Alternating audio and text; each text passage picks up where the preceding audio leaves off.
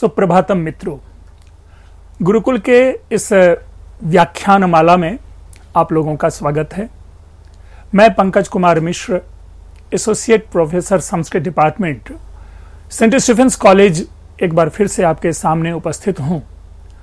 भाषाओं के वर्गीकरण, क्लासिफिकेशन ऑफ लैंग्वेज, इस विषय को लेकर के।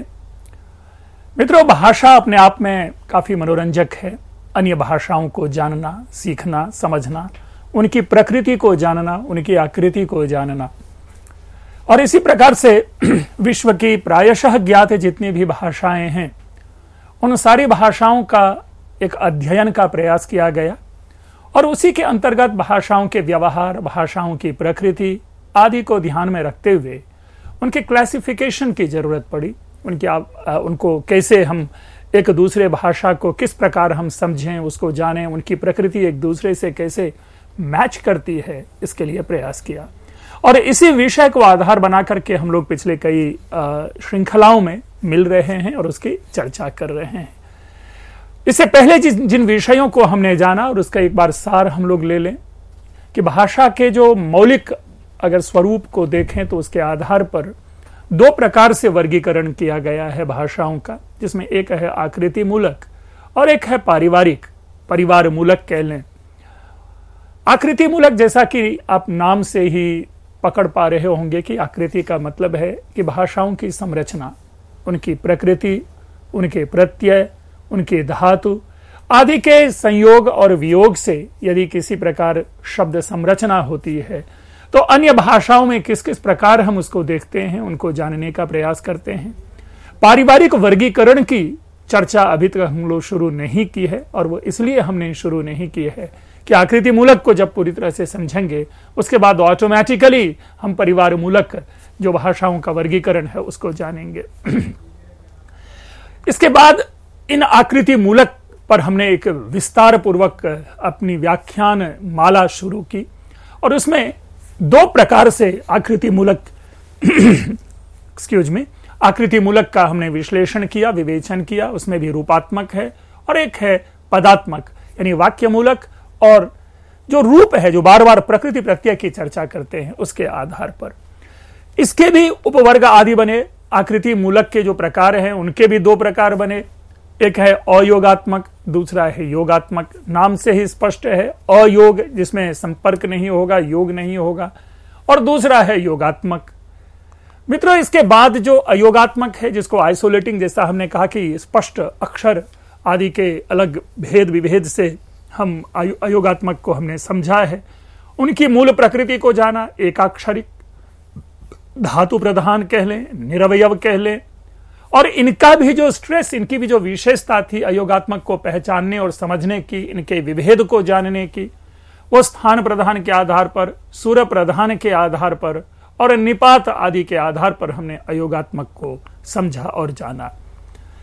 अब इस अयोगात्मक को समझने के बाद हम लोगों ने योगात्मक का विश्लेषण प्रारंभ किया और योगात्मक तीन प्रकार के बने: अश्लिष्ट योगात्मक, श्लिष्ट योगात्मक और प्रश्लिष्ट योगात्मक। श्लिष्ट, श्लिष्ट, श्लिष्ट तीनों में कॉमन देखेंगे और पहले भी जैसे हमने चर्चा की है कि श्लिष्ट का मतलब होता है चिपका होना, अत्यंत चिपका होना। अब उसी के आधार पर योगात्मक में भी अश्लिष्ट, श्लिष्ट और प्रश्लिष्ट यह बनाया गया। नाम इंग्लिश के माध्यम से और अधिक यह क्लियर हो पाता है: एग्लूटिनेटिंग, इन्फ्लेक्शनल और इनकॉर्पोरेटिंग। मित्रों, इसके बाद जो अश्लिष्ट योगात्मक है उनके सारे भेद, उपभेद आदि को हमने जाना और उनको पढ़ते हुए हम लोगों ने जो इनफिक्स आदि है, प्रीफिक्स है, सफिक्स है, इन सबको पढ़ते हुए हमने एक सर्व प्रत्यय योगी आखिरी से ये इसको समाप्त किया था, जाना था। और इस सर्व प्रत्यय योगी का जो लक्षण था उसको इस प्रकार से जाना कि जिनकी पद रचना में प्रकृति से पूर्व, मध्य तथा अंत सभी स्थानों पर उपसर्गों एवं प्रत्ययों का योग संभव होता है। मतलब इसमें जो प्रकृति जो है, अर्थात इसमें जो शब्दों का योग या विनियोग है, जो उपसर्ग है और प्रत्यय है, वो संस्कृत की तरह फिक्स्ड नहीं है कि संस्कृत में प्रत्यय बाद में लगेंगे, उपसर्गों का स्थान अलग होगा। यहां पर ऐसा नहीं है। हम कहीं भी पूर्व में भी, मध्य में भी और अंत में भी इसका प्रयोग देखते हैं। और ऐसी जो भाषा है वो मलेशिया की मलाई भाषा है, जिनको हमने आप लोगों के सामने प्रपोज किया था। तो ये अभी तक हम लोगों ने भाषा के इस वर्गीकरण को जाना। आज जो नया विषय है अपना, वह हम श्लिष्ट योगात्मक को जानेंगे।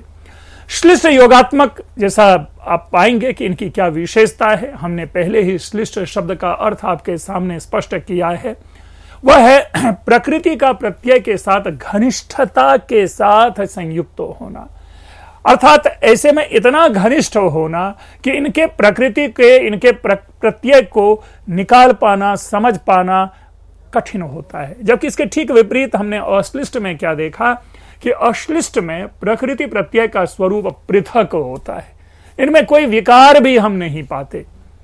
लेकिन श्लिष्ट योगात्मक स्पष्ट रूप से इससे भिन्न होगा, जिनको हम उदाहरण के माध्यम से यहां जानेंगे। और चूंकि हमने पहले ही कहा है कि घनिष्ठता के साथ संयुक्त होना, इसलिए इसमें यह भी जानना जरूरी है कि इनकी प्रकृति और इनके प्रत्यय को समझ पाना सर्वथा कठिन है, बहुत ही दुष्कर है। इनको निकाल पाना, इनके भावों को विश्लिष्ट करके प्रस्तुत कर पाना सामान्य रूप से कठिन है। इसका यह मतलब नहीं कि जब हम ये कहते हैं कि प्रकृति एवं प्रत्यय को पहचानना कठिन, तो सबके लिए कठिन होगा, ऐसा नहीं है। जो उस भाषा को जानते हैं उनके लिए उन प्रकृति एवं प्रत्यय को निकाल पाना आसान है, समझ पाना आसान है। लेकिन जो उस भाषा से भिन्न भाषा को प्रयोग में लाने वाले हैं, ऐसे व्यक्तियों के द्वारा उनके प्रकृति एवं प्रत्यय का विश्लेषण कर पाना बहुत ही कठिन है। ऐसे में प्रत्यय, और ऐसी स्थिति में जब यह स्थिति उत्पन्न होती है, तो ऐसे में ये जो प्रत्यय है, ये प्रत्यय ना कहला करके विभक्ति कहलाती है। अर्थात इस पूरे श्लिष्ट योगात्मक के लिए एक नया टर्म भी प्रयोग में आता है, और वह है विभक्ति प्रधान। मित्रों, पिछले कुछ दिनों से मुझे अवसर मिल रहा है, अलग अलग जैसे यूजीसी की परीक्षाएं होती है, उसमें एमसीक्यूज यानी मल्टी जो चॉइस क्वेश्चन होते हैं, वो क्वेश्चन पूछे जाते हैं। और भाषा विज्ञान के कई सारे प्रश्नों को हमने समझने पढ़ने का प्रयास वहां पर किया। उसमें प्रश्न पूछा जाता है कि चीनी भाषा किस वर्गीकरण के अंतर्गत है। आपके सामने चॉइस होंगे, श्लिष्ट योगात्मक, अश्लिष्ट योगात्मक, प्रश्लिष्ट योगात्मक, इनमें से कोई नहीं, या ये तीनों। हम यहीं पर आकर के इन विषयों को जब गंभीरता पूर्वक अपने अध्ययन में लाते हैं, तो ऐसी सारी भाषाओं का हम विश्लेषण कर पाते हैं कि वो किस के अंतर्गत उसका वर्गीकरण किया गया है। इसीलिए इसमें एक शब्द प्रयोग आप देखेंगे 5वें बिंदु पर हमने किया है, जैसे विभक्ति प्रधान। अर्थात ये मैंने शब्द नहीं दिया है, भाषा वैज्ञानिक दृष्टि से भाषा वैज्ञानिकों ने इस श्लिष्ट योगात्मक का अभिज्ञान, श्लिष्ट योगात्मक का एक भिन्न नाम विभक्ति प्रधान भी दिया है। ऐसे में आपको प्रश्न पूछा जा सकता है कि भाषाओं की वर्गीकरण की दृष्टि से विभक्ति प्रधान कहलाता है क श्लिष्ट योगात्मक, ख अश्लिष्ट योगात्मक, ग प्रश्लिष्ट योगात्मक, घ भारोपीय भाषा परिवार। अब आपको उसमें उत्तर देना है। सारे के सारे कंफ्यूजन है, क्योंकि ये अश्लिष्ट, श्लिष्ट, प्रश्लिष्ट अपने आप में कंफ्यूजन क्रिएट करता है। लेकिन अगर हमारी दृष्टि और हमारी समझ स्पष्ट है, तो हम आसानी से वहां पर कह पाएंगे कि विभक्ति प्रधान जो है या श्लिष्ट योगात्मक को कहा जाता है। इसी तरह से अगर आप समग्र रूप से अगर हम इस श्लिष्ट योगात्मक भाषा परिवार के विश्लेषण को देखें, तो प्रसार, क्षेत्र और संख्या की दृष्टि से श्लिष्ट योगात्मक का जो एरिया है वो सर्वाधिक माना जाता है। मित्र, इसे माना जाता है। आज भी इस पर कार्य करने की आवश्यकता है। इसलिए किसी भी एक निष्कर्ष, पूर्णतया निष्कर्ष पे पहुंच पाना अच्छा नहीं है। हमें प्रतीक्षा होनी चाहिए ऐसी, क्योंकि कई सारी भाषाओं का तो अभी तक अभिज्ञान भी नहीं हुआ है। हमने कई भाषाओं को आइडेंटिफाई तक नहीं किया है। जहां जहां लोगों का एक्सेस, लोगों के साथ मिलना जुलना, उनकी भाषाओं में बैठ करके समझना है, तब जाकर के, क्योंकि कई सारी ऐसी भाषाएं, ऐसी बोलियां हैं जिनके ना तो डिक्शनरी है, जिनके ना शब्द है, इनके बोलने वाले लोगों की संख्या कम है। तो ऐसी में ऐसे कुछ भाषाओं की प्रकृति को अभी तक पूर्णतया नहीं समझा जा चुका है। अस्तु, श्लिष्ट योगात्मक के बारे में हम आगे देखते हैं। और ये अगर आप देखें तो श्लिष्ट योगात्मक की भी जो प्रकृति है वो दो प्रकार से उनको हमारे सामने स्पष्ट की गई है। एक को कहते हैं अंतर्मुखी और दूसरे को कहते हैं बहिर्मुखी। अब अंतर्मुखी और बहिर्मुखी में पहले हम अंतर्मुखी को समझें। जो अंतर्मुखी है, ये सामी जो अरेबिक लैंग्वेज है, या हामी जो मिस्र देश जो इजिप्ट है उनकी भाषा है, उसके अंतर्गत है।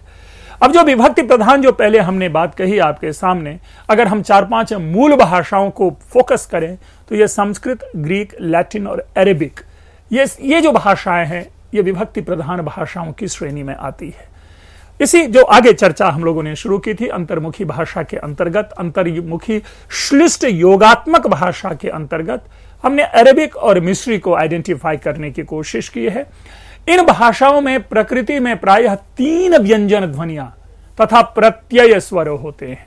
देखिए, 3 व्यंजन ध्वनियां और जो प्रत्यय होते हैं उसमें वह स्वर होते हैं। ये एक समझने की बात है, यानी आपके लिए यह एक अंडरलाइनिंग पॉइंट है कि जब अंतर्मुखी भाषा परिवार को हम जानते हैं, जिसके लिए हमारे सामने उदाहरण है अरेबिक को अगर आप फोकस करें या मिस्र देश की भाषा को फोकस करें, तो उसमें आपको एक सामान्य, एक जनरल, क्योंकि प्रायः शब्द लिखा हुआ है, प्रायः का मतलब ये स्ट्रिक्ट नहीं है, अर्थात इसमें फ्लेक्सिबिलिटी है, अपवाद होंगे, ऐसा देखा जाता है कि 3 व्यंजन का प्राधान्य है और जो प्रत्यय उसमें जुड़ने वाले होते हैं वो सामान्यतया स्वर होते हैं। जैसे उदाहरण के लिए हम लोग समझ लें, अब नाम जो भी आपके सामने हो, अगर हम शब्द को पकड़ते हैं जैसे प्रत्यय शब्द इन इटसेल्फ, तो प्रत्यय में अगर आप देखेंगे तो प व्यंजन है, र व्यंजन है और अ जो है उसमें स्वर है। तो इस प्रसंग में, इस कॉन्टेक्स्ट में जो अ है यह प्रत्यय होगा। इसी तरह त व्यंजन है, य व्यंजन होगा और य में लगने वाला जो अ है वह स्वर है। तो उस स्वर का अभिज्ञान इस अंतर्मुखी श्लिष्ट योगात्मक में प्रत्यय के रूप में किया जाता है। यह समझना जरूरी है। यहां पर प्रत्यय का मतलब संस्कृत का त्वा, ल्यप, तुमुन और ये तव्यत, अनियर आदि प्रत्यय ही नहीं है।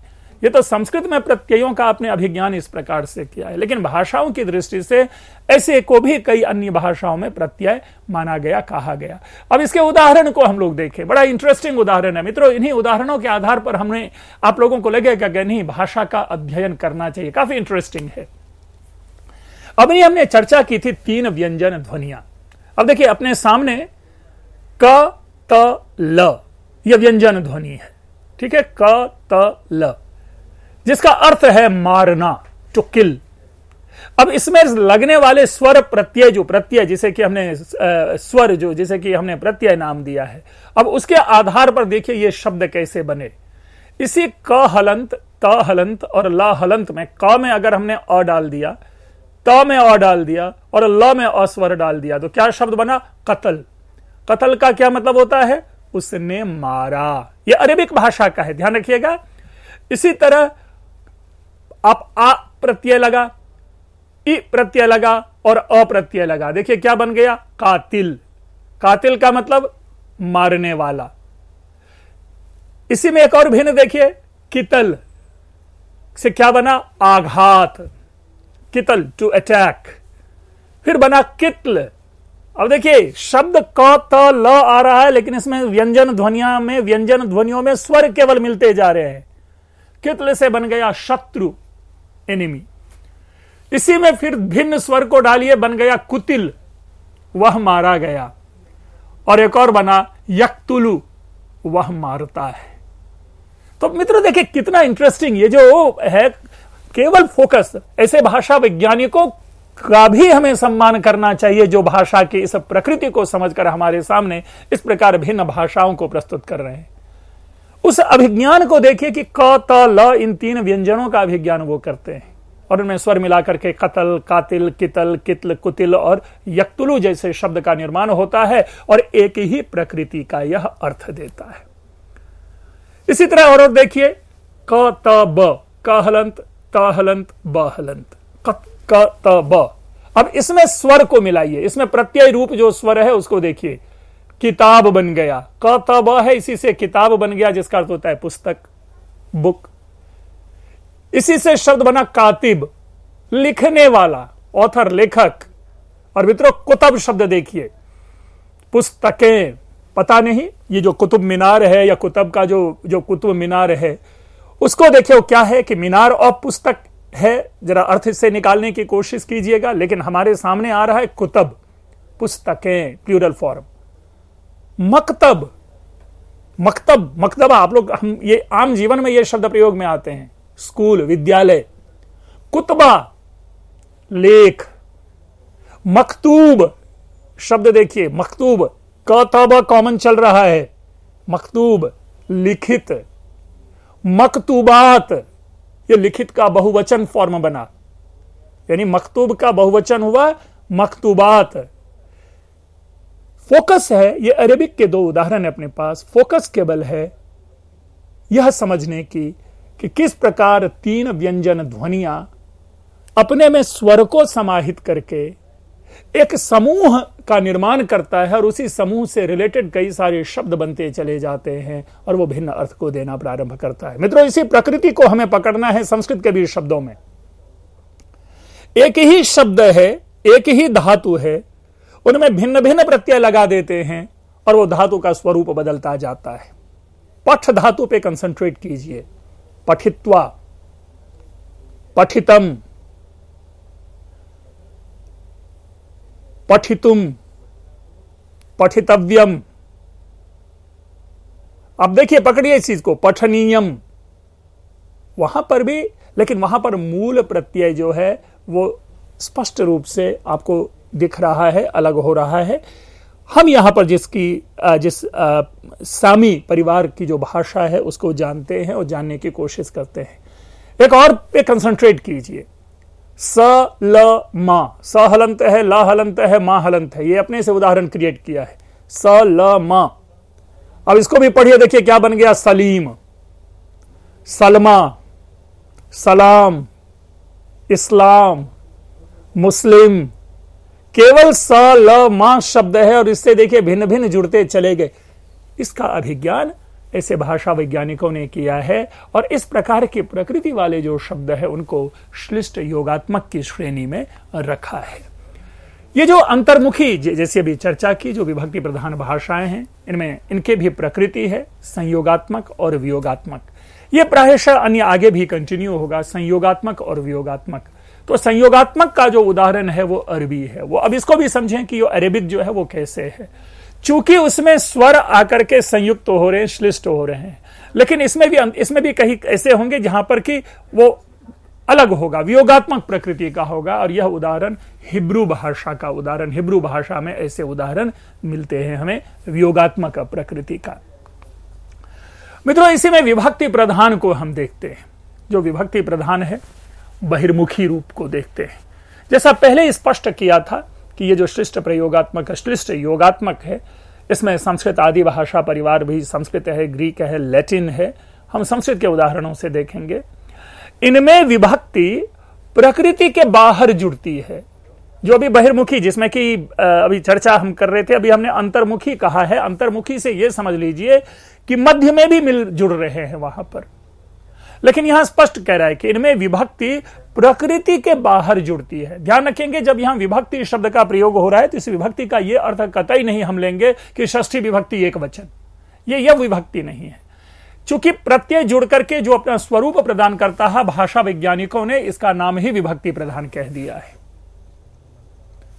इनमें विभक्ति प्रकृति के बाहर जुड़ती है और प्रकृति के पूर्व एवं पर भी।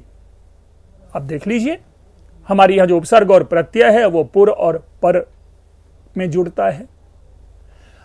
जो भारोपीय परिवार है, इस भारोपीय परिवार की भाषा संस्कृत, ग्रीक, लैटिन, ये इसी बहिर्मुखी विभक्ति प्रधान श्लिष्ट योगात्मक वर्गीकरण, आकृति मूलक वर्गीकरण के अंतर्गत आता है। अवस्था आदि इसी के अंतर्गत परिगणित होते हैं।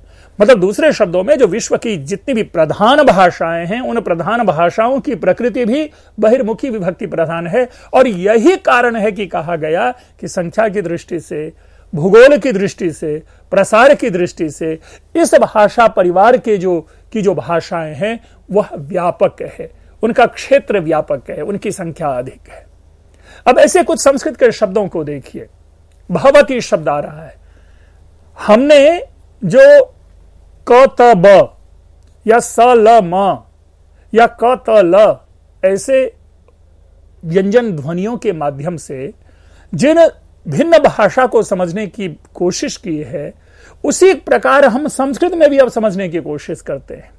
भवती है, देखिए कह रहा है भू धातु है, भू धातु में आप अप लगाते हैं, भव बनता है, भू का मौलिक प्रकृति भव बनाया, और तिप का ती प्रत्यय लग करके भवती शब्द बना।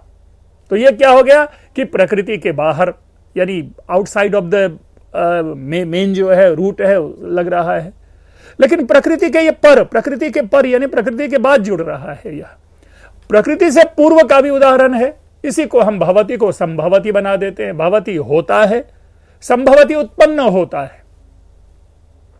सम उपसर्ग लग गया, प्रकृति के पूर्व लग गया। भू धातु है, अप है और तिप है। तिप प्रत्यय जो है वो बाद में लगा, पूर्व और पर, तो भवती भी बना और संभवती भी बना। इसी प्रकार अब आते हैं उन विभक्तियों की जिसे हम कारक विभक्ति कहते हैं। सारे शब्दों की प्रकृति देखिए, रामः रामौ रामाः, रामम रामौ रामान, रामेण रामाभ्याम रामैः, रामाय रामाभ्याम रामेभ्यः, रामात् रामाभ्याम रामेभ्यः, रामस्य रामयोः रामानाम, रामे रामयोः रामेषु। अब इनमें जो ये आपके जो बनते हैं 21 वर्ण बने, 21 पद बने विभक्ति युक्त, ये परिवर्तन क्यों आ रहा है? मूल जो प्रकृति, जो मूल जो शब्द है वो एज इट इज है, राम, सब जगह राम राम है, लेकिन उनमें जुड़ने वाले जो प्रत्यय हैं वो उनके स्वरूप में परिवर्तन कर रहा है। सु लगा दिया रामः बन गया, अम लगा दिया रामम बन गया, टा लगा दिया रामेण बन गया। इसी तरह से ngस है, ओस है, आम है लगा करके हम भिन्न शब्दावली, भिन्न प्रकृति वाले शब्दों का निर्माण करते हैं। वस्तुतः यह श्लिष्ट योगात्मक जो चिपक करके, अत्यंत चिपक करके, कभी कभी तो हमें भवती शब्द पे अगर आप सामान्य रूप से देखें तो हमें ज्ञात ही नहीं होता कि यह भवती है, और यह भवती कोई भू में अप और तिप लगा है तब जाकर के भवती बना है। बल्कि बचपन से जिस प्रकार अध्ययन करते चले आते हैं, वो चाहे हमारे पास रामेण शब्द हो या हमारे पास भवती शब्द हो या रामः गच्छति शब्द हो, हमें लगता है ये मूल प्रकृति वाले शब्द हैं, लेकिन इनमें जो श्लिष्ट योगात्मक रूप है वो अब जाकर के स्पष्ट होता है कि भू में कैसे अप जुड़ा और जुड़ करके कैसे वा आ रहा है, तिप का ती कैसे आ रहा है, तब जाकर के हम लोग भवती शब्द को समझ पाते हैं। मित्रों, इसके भी इसी प्रकार से दो रूप प्राप्त होते हैं, वह है संयोगात्मक और वियोगात्मक। यहां पर वियोगात्मक को समझना आसान है। संयोगात्मक में क्या देख रहे हैं कि जो प्रकृति से जो प्रत्यय है वो श्लिष्ट है, जुड़ा हुआ है, अर्थात ती अलग नहीं लिखा हुआ, रामेण का मां हलंत, रामेण में ना अलग नहीं लिखा हुआ है, संयुक्त है, जुड़ा हुआ है। इसीलिए संस्कृत की प्रकृति क्या है? संयोगात्मक प्रकृति है। लेकिन हिंदी वियोगात्मक हो गया। देखिए इनकी जो विभक्ति परक जो प्रयोग है आज भिन्न अलग लिखा जाता है। हालांकि प्राचीन हिंदी में ऐसा नहीं था। प्राचीन हिंदी में अगर लिखना है आपको राम के लिए, तो राम के लिए एक शिरोरेखा के अंतर्गत आएगा, लेकिन आज हम राम अलग लिखते हैं, के लिए अलग लिखते हैं। राम ने आम खाया है, तो अब राम में जो ने है, ने हम अलग लिखते हैं इस विभक्ति परक चिन्ह को। अस्तु, तो ये जो मूल बना ये वियोगात्मक बना, और वियोगात्मक का जो उदाहरण है हमने संयोगात्मक और वियोगात्मक के लिए दो उदाहरण रखे, संस्कृत और हिंदी। इसी में आपको प्रश्न पूछा जा सकता है कि श्लिष्ट योगात्मक भाषा परिवार के अंतर्गत संयोगात्मक का वियोगात्मक का उदाहरण है हिंदी, संस्कृत, दे दिया आपको हिब्रू। अब आपको उसमें आंसर करना है। तो ये स्पष्ट रूप से ध्यान रखना है, और खास करके जो नेट की परीक्षा है इसमें ऐसे जो भीतर के प्रश्न हैं वो बार बार पूछे जाते हैं। और मैंने पूरी स्टडी की, तब हमने सोचा, क्योंकि जब मैं ये आप लोगों के लिए स्लाइड्स बना रहा था तो उस समय भी मेरे मन में ये बातें थी कि कैसे इसका अभिज्ञान, कैसे यह चीज आप तक मैं संप्रेषित करूं। तो मित्रों, ये आकृति मूलक का जो पहले अश्लिष्ट पढ़ा, उसके बाद श्लिष्ट पढ़ा, इसके बाद जो तीसरा प्रकरण शुरू होता है वह है प्रश्लिष्ट का। और प्रश्लिष्ट में भी जैसे आप देखेंगे श्लिष्ट शब्द है, श्लिष्ट का मतलब होता है चिपका होना, लेकिन प्र अगर उसमें उपसर्ग लगा दिया है तो अत्यंत चिपका होना, मतलब अर्थात उसमें इस रूप से घुसा होना जिसको निकाल पाना, समझ पाना मुश्किल है। मैं पुनः ले जाऊंगा क त ब, किताब वाली स्थिति में हमने उस व्यंजन ध्वनि को आइडेंटिफाई किया, क त ब। इसमें हमें समझ में आ रहा है कि क के बाद ई स्वर जुड़ा, त के बाद आ स्वर जुड़ा और ब के बाद अ स्वर जुड़ा और उस इन स्वरों के जुड़ने के बाद एक शब्द बना जो शब्द कहलाया किताब और किताब का अर्थ बना। लेकिन जो प्रश्लिष्ट में जब आप जाएंगे तो प्रश्लिष्ट में प्रकृति, प्रत्यय, क्रिया, सर्वनाम आदि किसी भी प्रकृति का बोध नहीं होगा, ज्ञान नहीं होगा। एक तरह से कह सकते हैं वो ऐसा रिडल है, ऐसा वो परप्लेक्स्ड करने वाली वो भाषा होती है कि जिसमें मतलब उनकी प्रकृति को ही अलग नहीं किया जा सकता। इसीलिए प्रकृष्टेन श्लिष्टम, प्रश्लिष्ट शब्द वहां पर इस रूप में बना है। तो मित्रों, इस प्रश्लिष्ट को हम लोग इसके बाद ये जानेंगे। ये जो प्रश्लिष्ट है ये एक प्रकार से समास प्रधान है, अर्थात पूरा का पूरा एक वाक्य जो है वो एक ही सिरोरेखा के अंतर्गत आएगा और उसी से हमें अर्थ को पकड़ना है, उसी से हमें अर्थ को जानना है। हमें अर्थ को नहीं पकड़ना है, बल्कि जो उस भाषा को बोलते हैं वे उस अर्थ को उसी समास प्रधान शैली में जानते हैं। तो मित्रों, अपने अगले व्याख्यान श्रृंखला में, अगले व्याख्यान में मैं प्रश्लिष्ट योगात्मक का पूरा विश्लेषण आपके सामने प्रस्तुत करूंगा। और मैं भले ही आप टिप्पणी करें या ना करें, लेकिन एक चीज जरूर मैं बताऊंगा कि इसमें जो दी गई सूचनाएं हैं उन सूचनाओं को आप लोग ध्यान में रखें। आगे आपके अध्ययन और आपकी परीक्षाओं में इसकी उपयोगिता हो सकती है। आप लोगों ने सुना इसे, आप लोगों का बहुत बहुत धन्यवाद।